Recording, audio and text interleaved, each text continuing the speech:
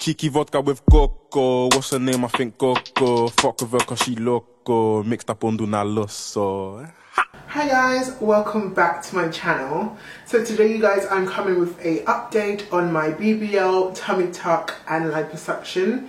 Today is August 2nd and today I am 2 months post-op. So I'm coming to give you guys updates and answer some of the questions that you guys had. I'm really not prepared for this video. I thought might as well just knock it out of the park, you know, and get it over with for you guys today since you had so many questions. But yeah, I am 2 months post-op. Everything's going smoothly. My scar is completely healed. I still have some numbness underneath, you know, my stomach. So I can't feel right above the incisions at the bottom part of my stomach. I can't feel anything there. What's painful at the minute?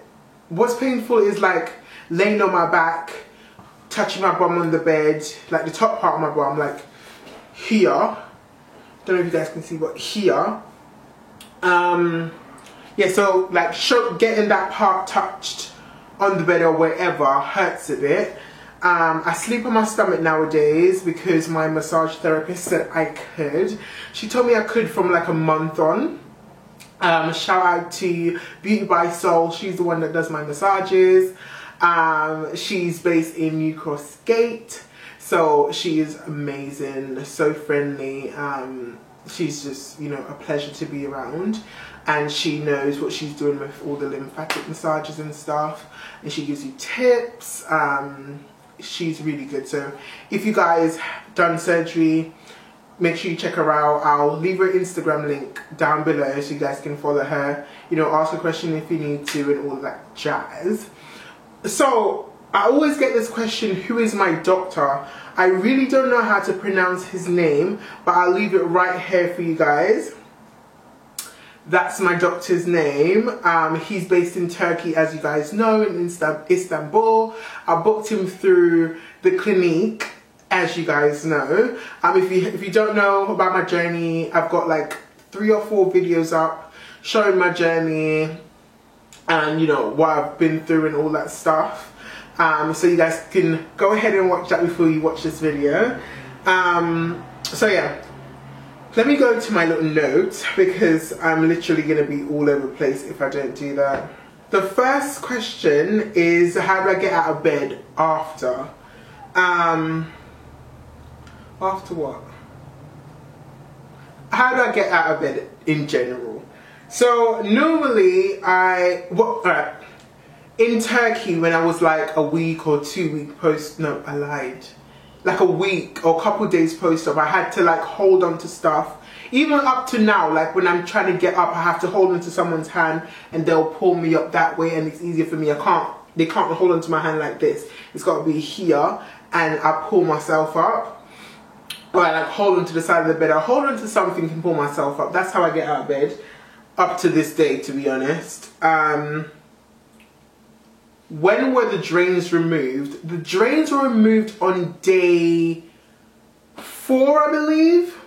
I think it was day 4. They removed the drains, they changed my dressings, and it was so much easier when the drains were out. I didn't have to hold anything in my hand because when I had the drains on, I couldn't. It was so complicated, you guys, and I needed help for everything when I had the drains. But once the drains were out, I was super happy. I could move around a little bit more. It just felt so much better. Was it painful? Okay, so surgery, it was painful. I won't sit here and lie. I cried a few times. The first week was the most painful time. After that, I just had to take it very, very easy. I had to walk super slow. So I would say, coming out of surgery, the pain was about a 7 out of 10. Day 2 and day 3, it was an 8 out of 10. But I just always had them give me painkillers. So as soon as I feel a little bit of pain, I'm just top me up. I need it. And then the pain will go away and I'll just feel pressure.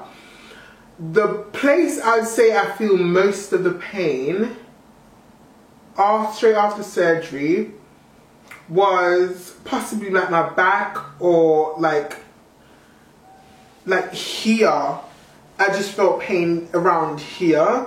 My arms were painful at night because they'll swell up if I don't wear my compression garment. I still to this day don't wear it. I'm just like, I can't be bothered. So yeah, I say overall the pain, I would say it's about 8 out of 10. After the first week, it's very manageable. You'll still feel stuff, but it's like a 6 out of 10 afterwards. So you can, you know, bear it. So yeah. How long did I stay in Turkey? So I stayed in Turkey for a week. Yeah, I stayed in Turkey a week. I flew back on day 7. Yeah. Call it possibly 6 days actually. Because I left like in the middle of the night on day 6. So call it 6 days. How do I pee? So I use the little thing that you get on Amazon. I don't know what you call it. It's like a peeing tube thing. So it's like this shape and it's pink. Mine was pink.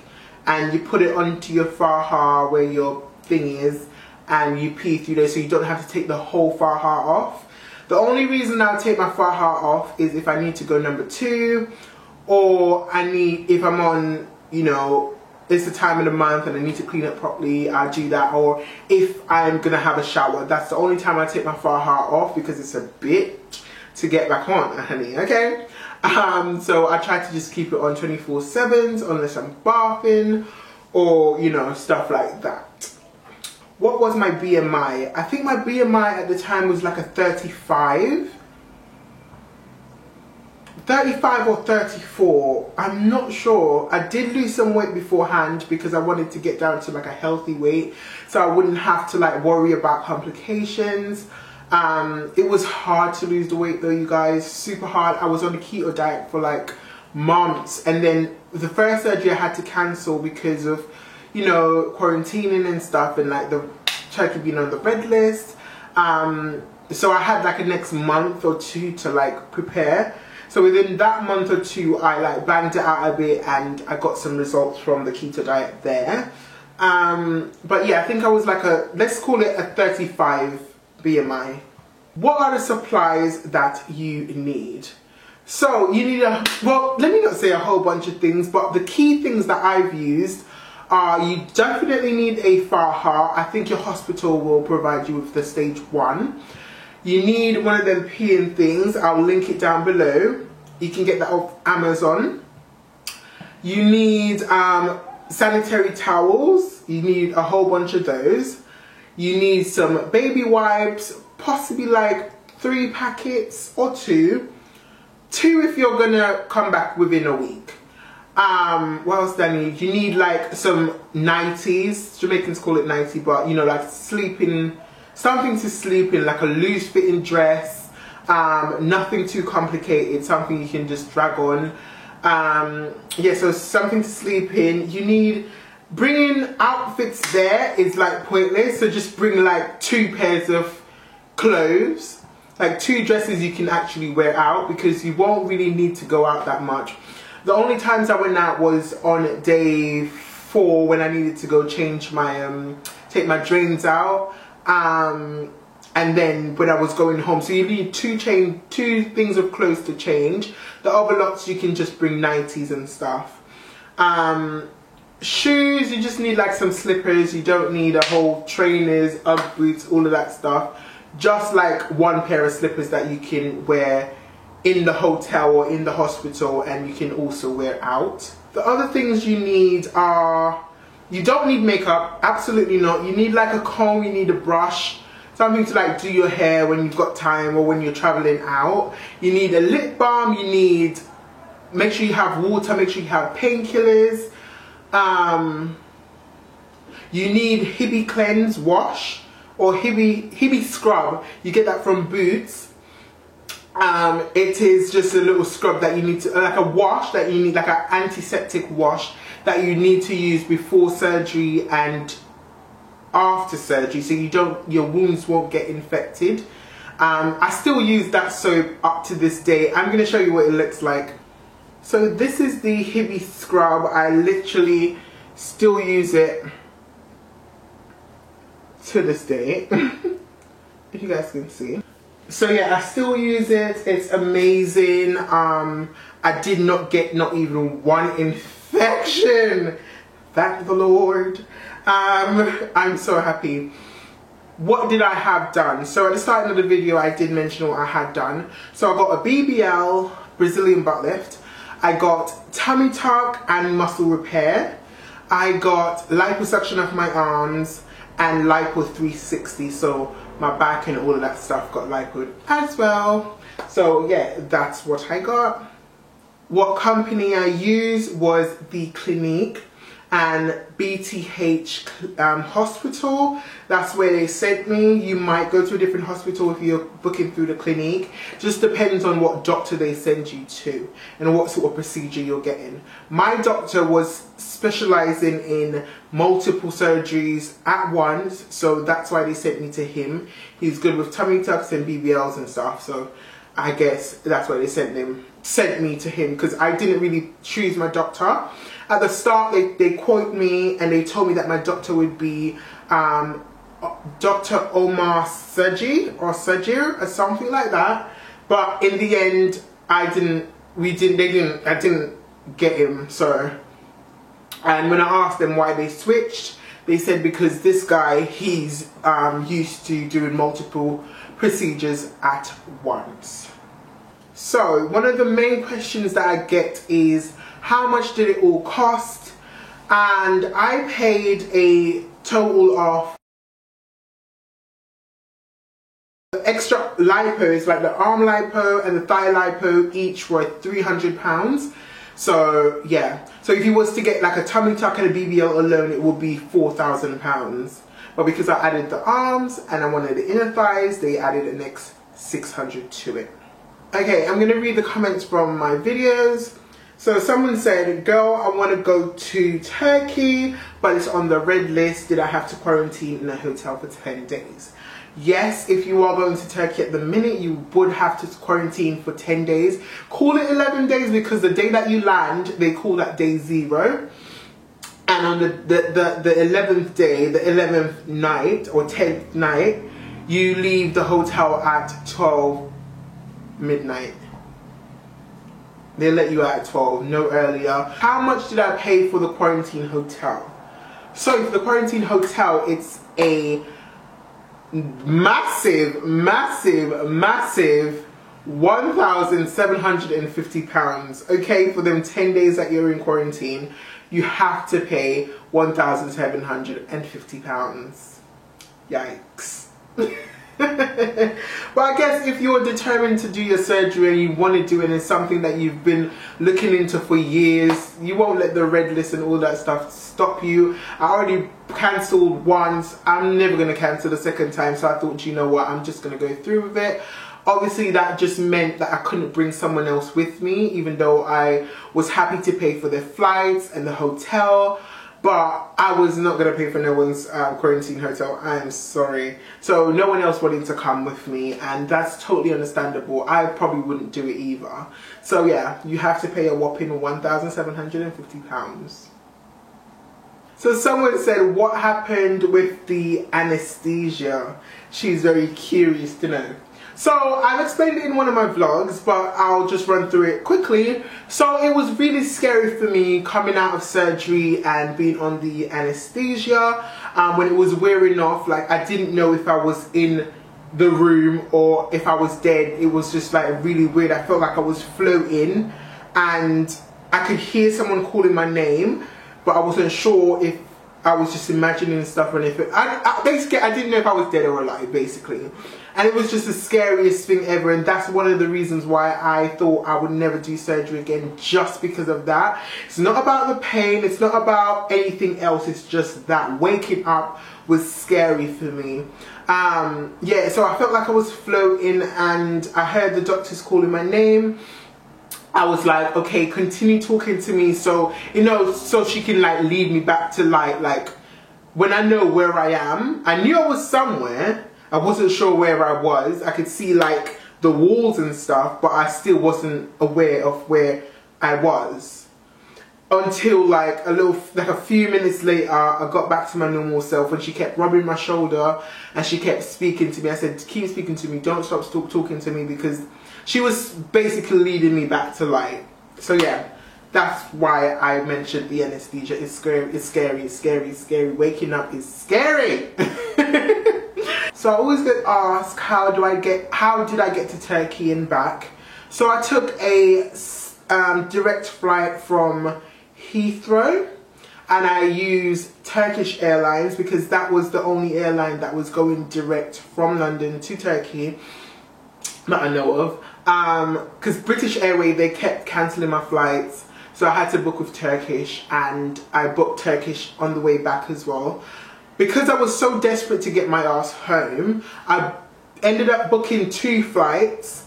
I booked with KLM. I'd never heard of them before, but one of the surgery girls told me about it. So I booked with them, and I booked with Turkish Airlines. But the Turkish flight was the first one, and then the KLM will be like 5 o'clock in the afternoon. So I booked 2 just in case the first one failed. I always had like a backup, so I knew I wanted to get my butt back home on that day. But once I land in London at like 7 AM, I then called up KLM and cancelled my second flight, and I got the refund for it on, you know, a couple days later I got the refund for it. So, you know, that was good. So I want to just explain like how I'm feeling right now. Right now I feel really, really good. I'm walking faster again. I started walking faster like a month and a week on. I started like picking up speed. Because you know how I was crawling before. Yes, I'm happy to be walking faster now. I can now like tie my shoelace by myself, put my shoes on by myself, because before I had to get my sister to help me because I couldn't bend all the way over. What else? The other night I had like a little bit of a complication. It wasn't massive. I don't think it's I don't know if it's anything to do with the surgery, but like 4 nights ago, I like came from work. I stopped wearing my faja like 24/7s. So I came from work. The whole day I wasn't wearing my faja. I ate some food. I tried to then put my faja back on with the boards and like the foams and stuff, and my stomach just started hurting. It felt like too tight. I felt like a hole was in my stomach. I wasn't sure if like I ripped my muscle repair, but my stomach was so painful, unbearably painful inside. It felt like someone's using a shovel to dig my inside out.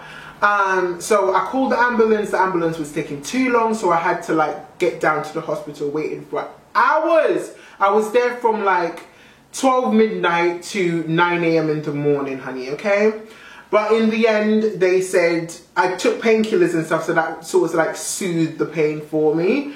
And they gave me paracetamols in the hospital, and they gave me some pink fluid thing to drink. I don't know what it was, but it was nasty as hell. It smelled really good, but it was nasty as hell. So they said something about, I won't tell you what they said, but they said that, and they're not worried about it being that right now, but if the pain continues, then it's a possibility that I might need to get a scan and look into that, you know, at a later date. But now I feel completely good. Like the day after, I felt really, really good. So the pain is completely gone, so I don't think I have to worry about any of that. I felt like my like the middle of my stomach, I didn't know if I ripped open my incisions inside. But it feels good right now, so I'm happy about that. I was praying the whole time. I was like, God, please. I was bawling. I was just like, God, not right now. But they looked at my incisions, and the doctor said it is healing well.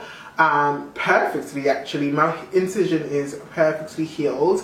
I still need to get like the scar tape thing. I've ordered one before, but I threw it away after a while. So I need to order a next one and use like vitamin E oil and stuff like that. I wanted to tell you guys like what sort of medication I was taking before surgery, so I'll get them and show you. One sec. Yeah, it's a whole bunch. So the first one, actually this is, I'll tell you about that one after. So vitamin B complex, and I got this one from Boots. I took one of that every day. I was also taking vitamin C, 1,000 milligrams. I've got like a few left in here because I was taking them for like months. I was taking folic acid, and this is the vegan version. So you can get this from your local pharmacy. I was also taking iron tablets.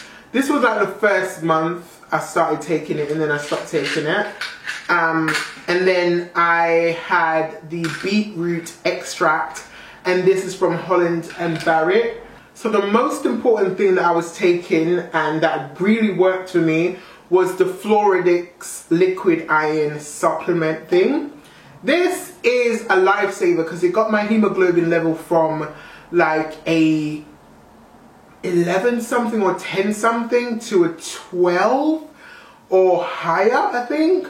But the people from the clinic said I needed to like get my hemoglobin level a bit higher, so I was banging this out, and then a girl off YouTube recommended the beetroot tablets, so I was banging these out together and it raised my hemoglobin.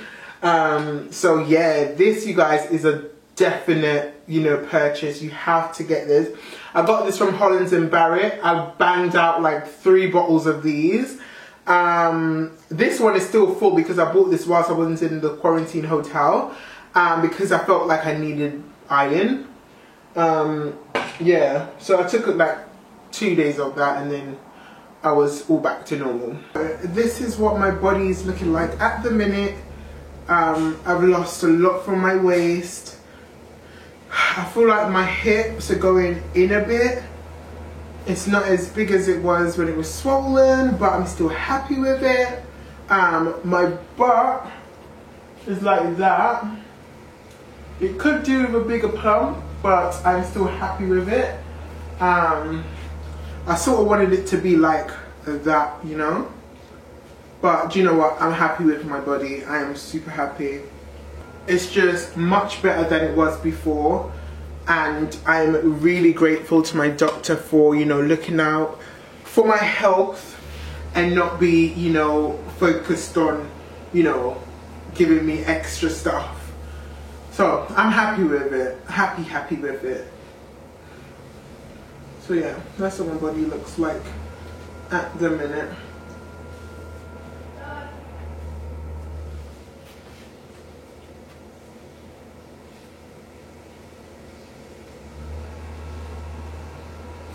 This is what my stomach looks like at the minute.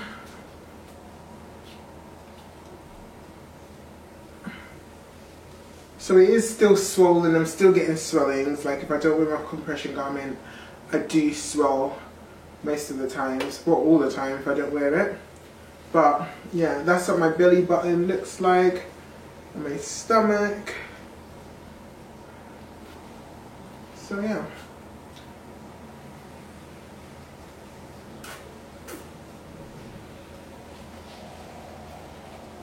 My back is still like really sore. Oh, that's one of the known parts. Your back is, wherever you got lipo, that just hurts. And I always have to, like, you know, self-massage whilst I'm at work, or like standing for too long. But yeah. I can't think of anything else to tell you guys, so I'm just going to end the video here because I feel like it's really long. If you guys have any more questions for me, make sure you leave it in the comment section down below. I will make a second part to this video answering all your questions. So yeah, thank you guys so much for watching, and thank you so much for the support. You know, thanks for subscribing if you're a new subscriber. Thank you for hanging around if you are an oldie but a goodie. So yes, I'll see you guys in my next one. Bye guys.